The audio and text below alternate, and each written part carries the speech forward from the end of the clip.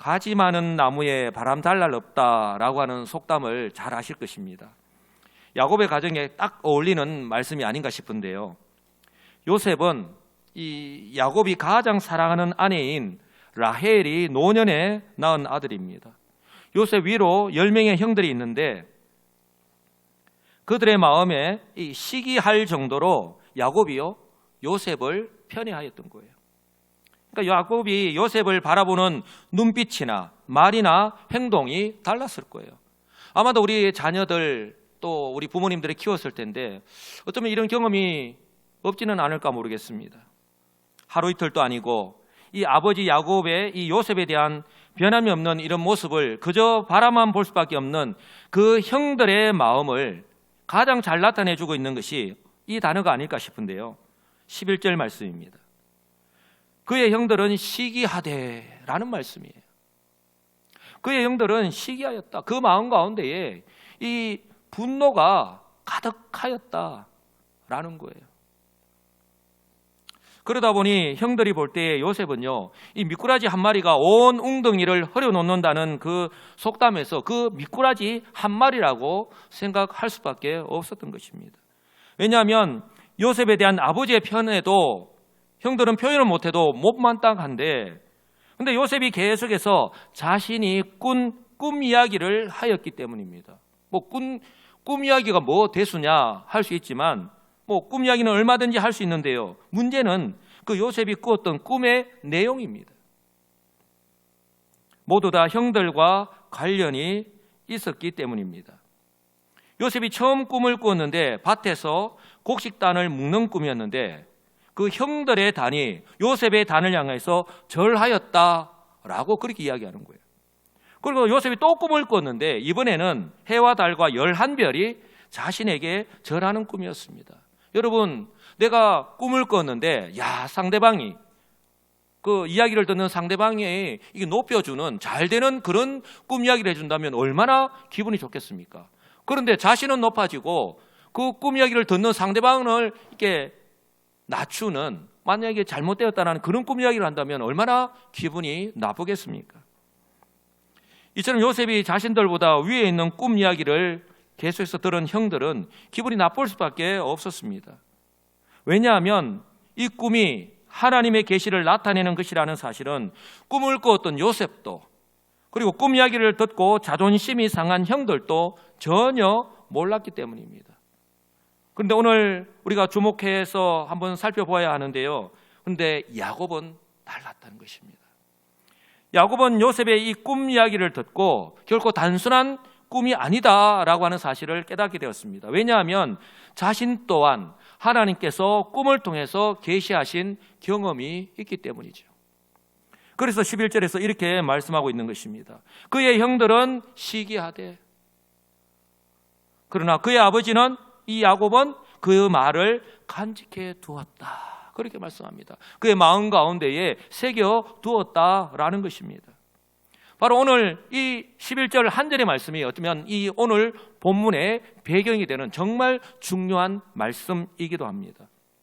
오늘 본문은 이처럼 야곱도 그리고 요셉도, 요셉의 형들도 아무도 몰랐지만 하나님께서는 변함없이 요셉과 그의 형들을 사용하셔서 구원 역사를 이루어 가고 계신 것을 우리에게 보여주십니다. 그러므로요, 하나님께서 그들을 어떻게 사용하셨는가 하는 것은 중요할 수밖에 없는 거예요. 그것을 우리에게 적용해 본다면 하나님께서 그들을 어떻게 사용하셨는가, 그렇다면 우리는 그들은 어떤 모습으로 쓰임 받았는가 하는 것 우리가 주의 깊게 살펴보아야 할 것입니다. 그러던 어느 날 형들에게는 그들의 눈에 가시였던 요셉을 이렇게 없앨 수 있는 절호의 기회가 찾아왔습니다. 아버지 야곱이 이 집을 떠나서 양을 치고 있는 그 형들의 소식이 궁금해서 형들이 양을 치고 있는지, 잘 치고 있는지 한번 살펴보고 오라고 요셉을 그들에게 보내었기 때문입니다. 이때 요셉은 형들에게 가면 자신에게 어떤 일이 일어나게 될 것이라는 사실을 전혀 모른 채 그저 아버지의 말씀에 순종하여서 이 17살밖에 되지 않았던, 지금 고등학교 1학년, 얼마나 부모가 무슨 말을 할 때에 또박또박 내가 왜 그렇게 해야 되는데요? 그렇게 꼬박꼬박 이렇게 대답하는, 말대답을 하는, 자기의 주장을 펴는 이 고등학교 1학년에 불과한 이 요셉이 그 아버지의 말씀에 순종하여서 형들이 있는 곳으로 갔습니다. 헤브론 골짜기에서 세겜으로, 그 거리가 약 90km 됩니다. 90km 하니까 우리가 잘 이렇게 감이 안 오는데, 우리 교회에서 지금 딱 출발을 하면 바로 광주에 있는 전남대 병원까지의 거리가 딱 그 정도 됩니다. 그런데 세겜에 가니까 형들이 그곳에서 없었던 거예요. 이제 다른 곳으로, 도단으로 옮겨서 양을 치고 있는 거예요. 그래서 그곳에서 다시 도단으로 갔습니다. 그 거리가 약 30km 됩니다. 우리 교회에서 딱 출발하면 지금 아마 많은 사람들이 지금 이 시간에도 그곳에서 구경하고 있을 거예요. 순천만 국가정원 딱까지의 거리입니다. 그런데 지금처럼 자가용을 타고 잘 닦인 고속도로를 간 것이 아니잖아요. 4,000년 전입니다. 고대 시대입니다. 걸어서 산을 넘고 골짜기를 넘어서 힘들게 형들이 있는 그곳으로 찾아서 간 거예요. 자신에게 어떤 일이 기다리고 있는지 모른 채. 그렇다면 어떤 일이 일어났죠? 형들이 이 요셉을, 그렇게 어렵고 힘들게 찾아온 그 요셉을 환영하였습니까? 형들은요, 요셉이 오고 있다는 것을 알고 요셉을 죽이려고 하는 계획을 세우고 있었습니다. 한번 말씀을 보시기 바랍니다. 요셉을 멀리서 보고 죽이기를 꾀하였다. 그리고 19절 보시면 서로 이르되 꿈꾸는 자가 오는도다. 또 20절 보시면 자, 그를 죽여 한 구덩이에 던지고, 이제 구체적으로 어떻게 죽일 것인가에 대해서까지 이야기를 나누는 거예요. 우리가 말하기를 악한 짐승이 그를 잡아먹었다 하자 그의 꿈이 어떻게 되는지를 우리가 볼 것이니라 하는지. 여기서도 꿈 이야기가 계속해서 나옵니다. 저들에게 얼마나 스트레스가 되었는지, 그들은 시기하였다라고 하는 그 마음에, 이게 마음의 상처가 쌓이고 그 마음 가운데에 분노가 가득하니까 제가 늘 말씀을 드린 대로 우리의 마음속에 가득한 것이 어떻게 해요? 겉으로 드러나게 되어 있는 거예요. 언젠가는 드러나게 되어 있는 것입니다. 그동안 요셉 때문에 자존심도 상하고 너무 힘들었는데, 특히 요셉이 그 꿈 이야기를 할 때마다 너무 마음의 상처가 되었는데, 자존심이 팍팍 상하였는데, 드디어 오늘 기회가 온 거예요. 이제 우리가 너희를 죽이면 그 꿈이 어떻게 이루어지는지 한번 보자. 그래서 지금 요셉을 죽이기 위해서 그 형들이 서로 의기투합을 하고 있는 거예요. 이 죄를 짓는데 한 마음이 되고 있는 것입니다. 사랑하는 성도 여러분, 꼭 기억하시기 바랍니다. 악한 사단 마귀는요, 이런 기회를 결코 놓치지 않습니다. 악한 사단 마귀는 우는 사자같이 두루 삼킬 자를 지금도 찾고 있잖아요. 우리가 틈만 보이면 그 틈을 비집고 들어와서 그 마음을 사로잡아서 바로 우리를 악의 그런 도구로 사용한다고 하는 사실을 여러분 꼭 기억하시기 바랍니다. 가룟 유다가 그의 마음에 악한 사단 마귀에게 뺏기다 보니 바로 예수님을 은삼시에 파는 그런 도구로 쓰임받았잖아요. 이처럼 사단 마귀는요, 형들의 그 상한 마음을 이용해서 바로 요셉을 죽이려고 하였던 것입니다. 그러나 악한 사단 마귀의 모든 계획대로 됩니까? 한번 따라서 할까요? 그러나 사단 마귀는 아무리 그런 계획을 세운다 할지라도, 자, 그러나 앞에 내용과는 완전히 이제 반대되는 그런 일이 일어납니다. 그러나 우리 하나님은 언약에 신실하신 하나님이십니다. 할렐루야. 언약에 신실하신 하나님이에요. 사명자는 그 사명을 다할 때까지 결코 죽지 않는다라는 말이 있는 것처럼, 요셉을 향한 비전을 가지고 계신 하나님께서 이처럼 죽음의 위기를 만났을 때 요셉과 함께 하셨습니다. 할렐루야.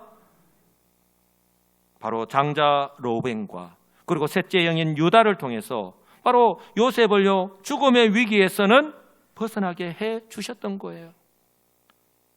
사랑하는 성도 여러분, 이것을 꼭 기억하시기 바랍니다. 하나님은요, 4,000년 전 바로 이 요셉 때나 그리고 지금이나 바로 사람을 통해서 역사하신다는 사실입니다.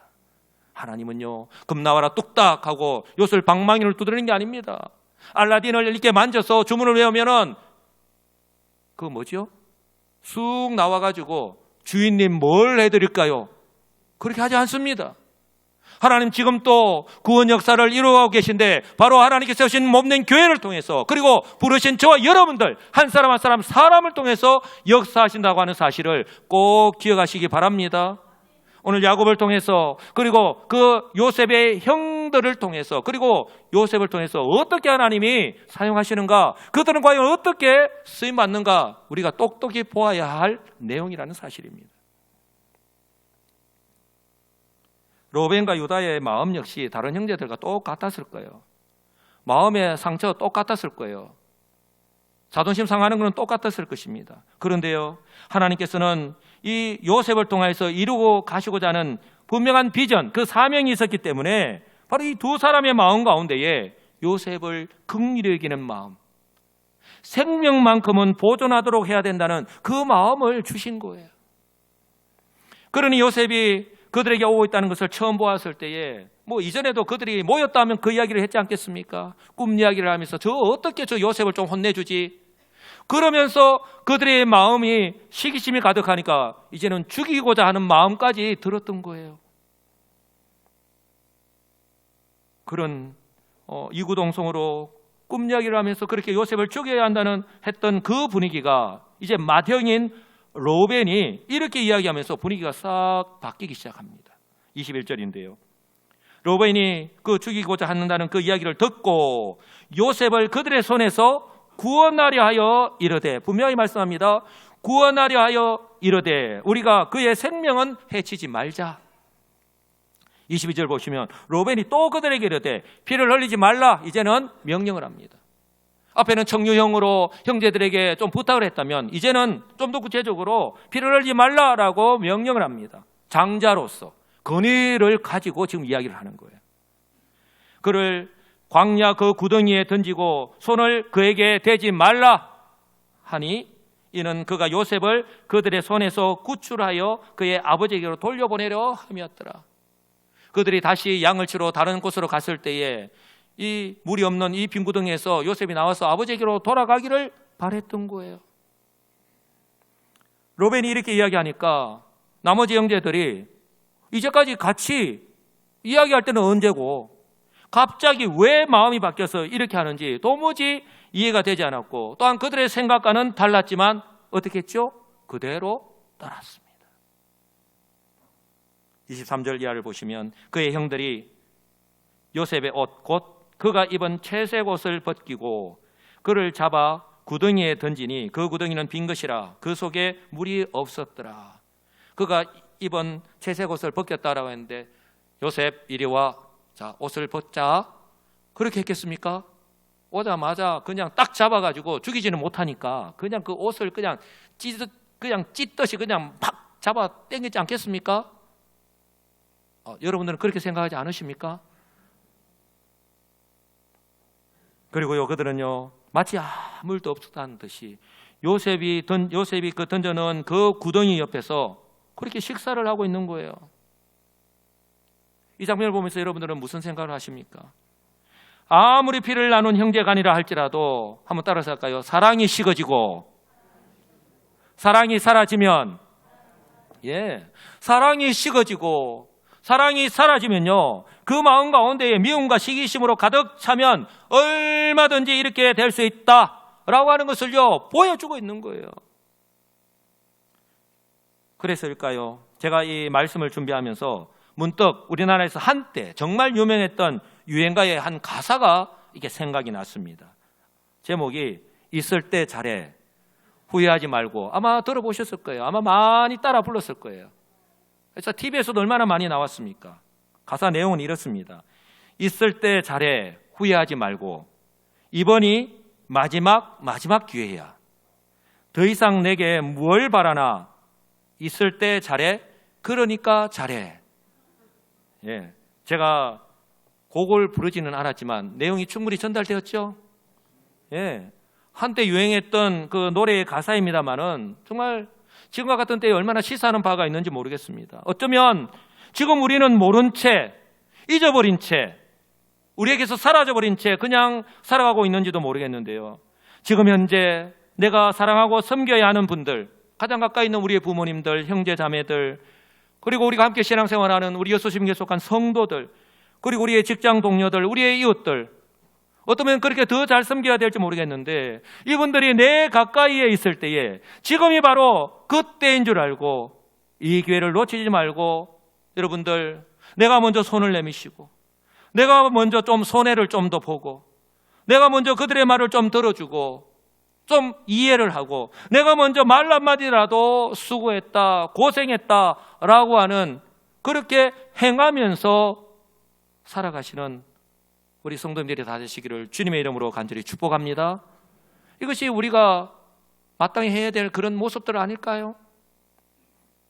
우리 다 이렇게 살아가길 원하지만 현실은 어떻습니까? 참 쉽지 않잖아요.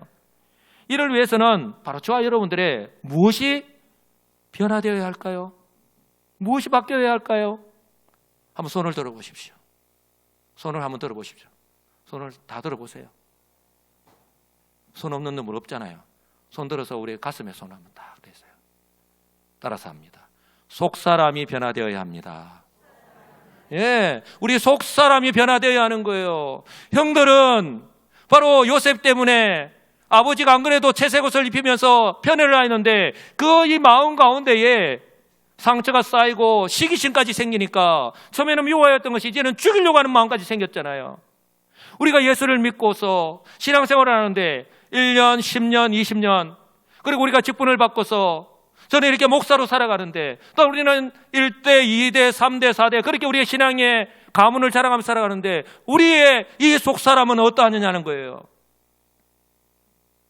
우리 속에 있는 그대로 그것이 겉으로 드러납니다. 우리의 속사람이 변화되지 않는 한 내가 아무리 목사가 되고 목사의 할아버지가 된다 하더라도 그 삶은 변화되지 않는다는 거예요.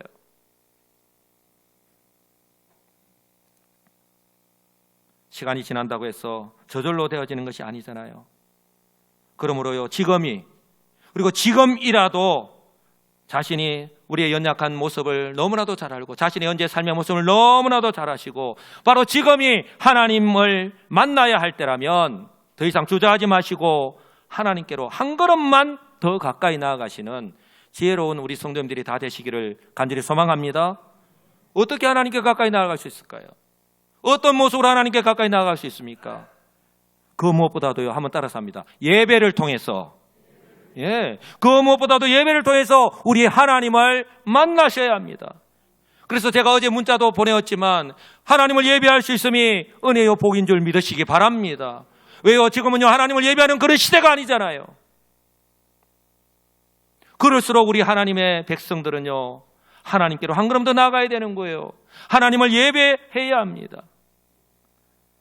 여러분 일주일을 사는 동안에 여러분이 만난 사람을 한번 생각해 보시기 바랍니다. 내가 누구를 만나느냐, 그리고 얼마나 자주 만나느냐, 한마디로 내가 누구를 가까이 하면서 살아가고 있느냐 하는 것은 바로 자기 자신의 마음은 물론이고 우리의 삶 가운데에 우리의 삶에 영향을 줄 수밖에 없는 거예요. 이것이 1년이 되고 10년이 지나고 만약에 평생이 된다고 한번 생각을 해보시기 바랍니다. 그래서 시편 기자는요 하나님을 가까이 함이 내게 복이다 그렇게 고백하고 있는 거예요. 시편 기자의 이 고백이 저와 여러분들의 고백이 되시기를 주님의 이름으로 축복합니다. 이처럼 예배를 통해서 우리 하나님을 만나야 됩니다. 그리고 또 한 가지 한번 따라서 합니다. 말씀을 어떻게 해야 될까요? 멀리 해야 할까요? 말씀을 가까이 해야 됩니다. 말씀을 읽으시고 말씀을 들으시기 바랍니다. 여러분, 저와 여러분들은 예수를 믿고 구원받은 하나님의 성도입니다. 하나님께서 우리에게 바로 세상 사람들은 이 성경을 읽지도 않잖아요. 관심이 없습니다. 우리에게 특별 계시로 하나님의 말씀을 주셨잖아요. 저와 여러분 일주일을 사는 동안에 성도임에도 불구하고 만약에 하나님 말씀을 듣지도 않고 읽지도 않으면서 그렇게 세상의 소리에만 귀를 기울이고 관심을 가지고 살아간다면 한번 생각해 보시기 바랍니다. 이것이 한 달이 되고 1년이 되고 10년이 되고 만약에 평생이 된다면 어떻게 될까요? 우리의 마음이 하나님의 말씀과 은혜로 가득 차고 우리 하나님께서 원하시는 대로 우리가 성숙하게 변화될까요? 그렇게 성화의 삶을 살아갈까요? 우리의 속사람이 날로 매일 새로워지는 것이 아니라 이처럼 세상의 것들로 가득 쌓이다 보니 저와 여러분들의 마음과 생각에 영향을 줄 수밖에 없고 이것이 우리의 삶으로 고스란히 드러날 수밖에 없는 거예요. 어쩌면 우리는 지금 현재 그 영향을 받으면서 어쩌면 아파하면서 눈물을 흘리면서 살아가고 있는지도 모르겠습니다. 때로는 후회를 하면서 말입니다. 지금 현재 저와 여러분의 모습은 어떻습니까? 위기는 곧 기회라는 말 우리는 너무나도 잘 압니다. 너무 쉽게 합니다. 그런데요, 이 위기는 곧 기회라는 말은요, 저와 여러분이 하나님 말씀을 들었을 때 이것저것 따지지 않고 그대로 순종하는 것입니다. 할렐루야. 이런 측면에서 볼 때 하나님께서는요, 오늘 또 한 번의 기회를 저와 여러분들에게 주고 계시는 줄 분명히 믿습니다. 그리고 또 한 가지 한번 따라서 합시다. 감사합시다. 예, 정말 우리가요 그런 모습을 행하면서 살아가기 위해서는 우리의 마음 가운데 감사가 있어야 됩니다. 그런데 지금 우리의 모습을 한번 보시기 바랍니다. 어느새 우리의 마음과 또 우리의 입술에서 사라져버린 단어가 바로 이 감사라고 하는 단어가 아닐까요? 어느 날 정말 우리는 원하지 않지만 갑자기 어떤 사고를 당할 수 있습니다. 어떤 질병이라 우리가 건강검진을 할 때에 어떤 질병을 통보받을 수 있습니다. 그런데요, 대부분 두 가지 반응이 나타납니다. 한 사람은 그 순간에도 하나님께서 이만하게 지켜주셔서, 제가 신방을 갔을 때에 사고를 당해서 또 아파서 병원에 신방을 갔을 때 우리 성도님들이 저에게 이렇게 고백을 합니다. 이만하게까지 해주셔서, 이만하게 지켜주셔서 감사합니다. 그런데 여러분, 이 고백이 쉽지 않잖아요. 그러면서 하나님의 은혜입니다라고 감사를 합니다. 세상 사는 데를 볼 때는 미쳤다고 하지 않겠습니까? 그런데 또 다른 한 사람은요, 이렇게 이야기합니다. 재수가 없으려니까 이런 일까지 나에게 생긴다라고. 그런 사람들 우리가 종종 보잖아요. 사랑하는 성도 여러분, 사도 바울은요, 범사에 감사하라, 이것이 그리스도 예수 안에서 바로 우리를 향하시는 하나님의 뜻이라고 분명하게 말씀을 합니다. 여기서 말하는 우리가 누구입니까? 아무런 자격도 없는, 구원받을 만한 그 어떤 공로도 없는, 바로 저와 여러분을 주 예수 그리스도를 믿음으로 구원하신 바로 하나님의 백성, 바로 저와 여러분들 향해서 하시는 말씀이에요. 여러분, 범사가 무엇입니까? 우리가 살면서 경험하는 모든 일과 환경을 의미합니다. 그러므로 이것은요, 누구나 감사할 수 있는 좋은 일이나 환경만을 의미하는 것이 아니라 이와는 반대로 정말 원하지 않는 그런 사건이나 사고를 만났을 때에조차도, 고난을 만났을 때에도 마찬가지라고 하는 사실을 우리에게 말씀합니다. 저와 여러분들 역시 이 하나님 말씀대로 살아가기를 원합니다. 결코 쉽지 않지만 가능은 합니다. 어떻게 해요? 바로 저와 여러분의 그 10년 가운데에 성령의 은혜로 가득할 때에. 믿으시면 아멘 합시다. 우리의 마음 가운데에 성령의 그 은혜로 가득할 때에, 쉽게 표현하면 바로 성령으로 충만할 때에, 그때 우리의 모습을 정확하게 알 수 있거든요. 바로 하나님의 은혜로 구원을 받았고, 또한 우리는 날마다 하나님 은혜로 살아가고 있고, 그리고 나에게 있는 건강, 제가 늘 헌금 기도할 때에 드리는 기도의 내용이지만, 내게 있는 건강, 나에게 있는 물질, 내가 누리고 있는 이 모든, 정말 우리의 입술로 가끔은 하나님 너무 행복합니다, 내가 이렇게 너무 행복해도 됩니까? 라고 고백을 하는데, 이 모든 것이 하나님의 은혜라고 하는 것을 깨닫게 될 때에 비로소 범사에 감사하면서 살아갈 수 있을 줄 분명히 믿습니다. 우리의 모습이 이렇게 되어야 하지 않을까요? 이것이 바로요, 저와 여러분이 이 세상에서 살아가는 날 동안에, 우리 주님 앞에 가는 그날까지 우리가 끊임없이 변화되어야 할, 성숙해야 될 바로 성화의 한 과정인 거예요. 사랑하는 성도 여러분, 우리는 오늘 하루를 살면 죽음에 한 발자국 가까워지는 것이 아니라 우리 하나님께로 하루 더 빨리 이제는 가게 되는 그날인 거예요. 우리가 죽으면 모든 것이 끝나버리는 것이 아니잖아요. 오늘 하루를 살면 이제 하나님께로 갈 날이 하루 더 가까워졌잖아요.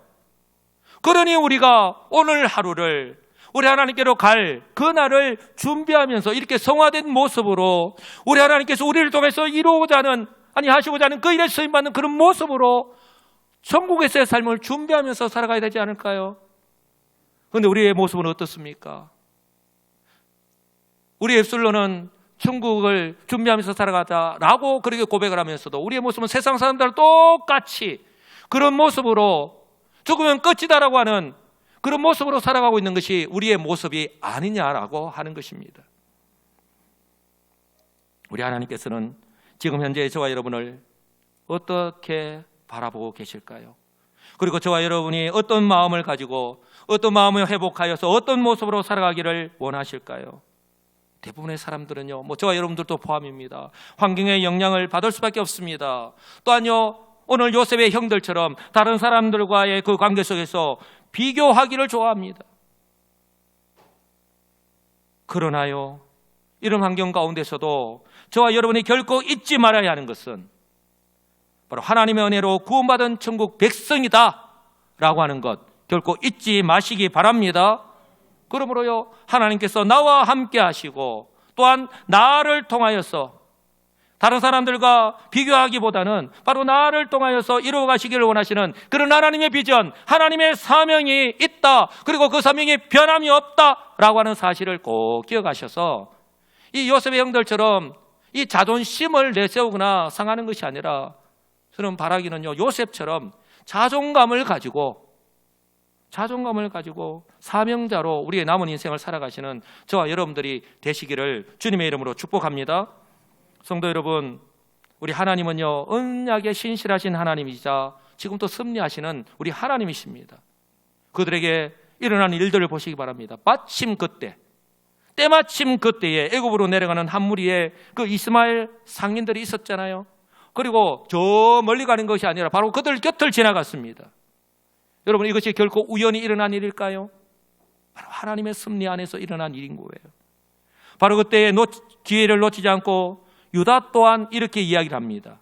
26절 이하를 보시면 우리가 우리 동생을 죽이고 그의 피를 덮어둔들 무엇이 유익할까? 자, 그를 이스마엘 사람들에게 팔고 그에게 우리 손을 대지 말자. 그는 우리의 동생이요 우리의 혈육이니라 하매 그의 형제들이 어떻게 했다고요? 청종하였다. 네 지금 무슨 말을 하느냐? 어디서 네가 지금 그 이야기를 하느냐라고 하는 것이 아니라 바로 이 유다가 하는 말에 그들이 귀를 기울였다는 거예요. 사랑하는 성도 여러분, 이렇게 요셉은요, 죽음의 위기에서 벗어나서 바로 은 20의 이스마엘 그 상인들에게 팔려서 애굽으로 내려가게 된 거예요. 요셉이 아버지의 심부름을 떠나서 세겜으로 출발할 때만 하더라도 그저 형들의 안부를 확인하고 돌아올 줄 알았지, 바로 자신이 죽음의 위기, 그리고 그 죽음의 위기를 넘어서 오늘 이 이스마엘 상인들에게 팔려서 애굽으로 내려가게 될 줄은 꿈에도 몰랐다라는 사실입니다. 아무도 몰랐지만 이 모든 것이 바로 하나님께서 아브라함과 언약하신 것이 그대로 이루어지고 있음을 우리는 발견할 수 있어야 됩니다. 바로 창세기 15장 13절에 여호와께서 아브라함에게 이르시되 너는 반드시 알라. 내 자손이 이방에서 객이 되어 그들을 섬기겠고 그들은 400년 동안 내 자손을 괴롭히리니. 그렇다면 애굽이 지금 가나안 땅이었는데 애굽으로 내려가야 하잖아요. 그럼 언제 내려가야 합니까? 어떤 환경 가운데서 내려가야 됩니까? 바로 하나님께서 그 섭리 안에서 바로 요셉을 먼저 애굽으로 내려보낸 거예요. 이런 방법을 통해서, 이런 사람들을 통해서. 그리고 후일에 그 아버지 야곱이 자신들의 모든 가족을 이끌고 70명이 그때 애굽으로 내려가잖아요. 그들은 이렇게요, 하나님의 구원 역사를 이루어가는데 쓰임 받았던 것입니다. 저는 이것이 중요하다고 생각하는데요. 왜냐하면 하나님의 구원 역사는 지금도 현재 진행형이기 때문입니다. 그렇다면 저와 여러분은 이 현재 진행형인 하나님의 구원 역사에 어떻게, 그리고 어떤 모습으로 쓰임받으면서 살아가고 계시는가 하는 것, 우리가 한번 좀 생각해 보아야 되지 않을까요? 그리고 이때로부터 20년이 흘렀습니다. 즉 요셉이 이제 30세에 총리가 되고 요셉의 예언대로 7년의 풍년이 있었습니다. 이제 창세기 41장을 보시면 이때 애굽은요, 요셉의 제안대로 그 쌓아둔 곡식이 바다 모래같이 심이 많았다라고 성경은 말씀을 합니다. 이 말씀은요, 정말 중요할 수밖에 없는데요. 왜냐하면 이처럼 7년간의 풍년이 끝나고 나면 이제 7년간의 무엇이 시작이 된다고요? 흉년이 시작이 되는 거예요. 무엇을 의미합니까? 모든 사람들이 먹을 것을 구하기 위해서 애굽으로 올 수밖에 없는 그런 환경이 조성이 된 거예요. 야곱의 가족 역시 마찬가지입니다. 야곱이 가나안 땅에서 애굽으로 내려갈 수밖에 없도록 하나님께서 그렇게 환경을 통해서 역사하신 것입니다. 야곱 역시 그 애굽으로 내려올 때만 하더라도 어떻게 내려왔을까요? 내가 애굽에서 영원히 살겠다 그런 마음으로 내려오지 않았잖아요. 필요한 곡식만 사서 빨리 다시 가나안으로 돌아올 줄만 알았는데 바로 그 걸음이 400년 이 수백 년 동안 애굽에 종살이를 하게 될 줄은, 그리고 또한 이 기간 동안 그들이 70명으로 내려간 이 이스라엘 백성들이 바로 수백만 명의 민족으로 번성하게 되리라고는, 또한 이것이 하나님께서 언약하신 것을 지키시는 것이라고는 바로 하나님의 구원 섭리라고 하는 사실은 꿈에도 몰랐던 것입니다. 이것은 창세기 46장 이하에서 지금 기록하고 있는 내용입니다. 사랑하는 성도 여러분, 성경은요 오늘 저와 여러분들에게 하나님의 꿈은 반드시 이루어진다라고 말씀합니다. 설령 야곱과 요셉 그리고 그의 형제들이 그리고 저와 여러분이요 살아갈 때에 그 당시에는 비록 이해하지 못하고 때로는 도무지 받아들이기 힘든 고난과 고통을 경험한다 하더라도 말입니다. 이것만은 잊지 마시고 꼭 기억하시기 바랍니다. 하나님의 구원 역사는 현재 진행형이고 바로 사람을 통해서 역사하십니다. 그 사람에 저와 여러분들이 포함되기를 주님의 이름으로 축복합니다. 담임 목사로서 바라는 것은요 바로 요셉의 형들이 이처럼 하나님의 구원 역사의 부정적인 모습으로 쓰임 받았던 것을 바라보면서 반면 교사로 삼으셔서 저와 여러분들은 어떤 모습으로요 쓰임 받아야 할까요? 바로 능동적이고 긍정적인 모습으로 쓰임 받으시는, 그렇게 하나님 나라를 확장해 나가는데, 그렇게 하나님의 구원 역사를 이루어가는데 쓰임 받으시는 우리 여수시민교회 또한 우리 모든 성도들이 다 되시기를 우리 주 예수 그리스도의 이름으로 간절히 축복합니다. 아멘.